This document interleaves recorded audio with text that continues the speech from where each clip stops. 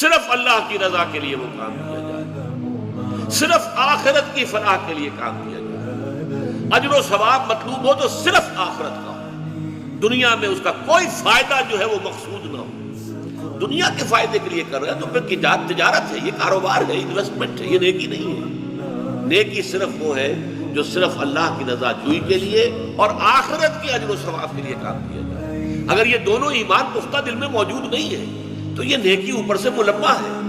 یہ پیتل کے اوپر جو ہے سونے کا پانی چڑھا دیا گیا ہے، ملمہ ہے، ایک رگڑ لگے گی اتر جائے، اس کی کوئی حیثیت نہیں۔ تو فرمایا یہاں ہم نے پڑھا تھا کہ سراب کہ ایک چٹھیل میدان میں سراب کے مانند ہے، لیکن یہاں فرمایا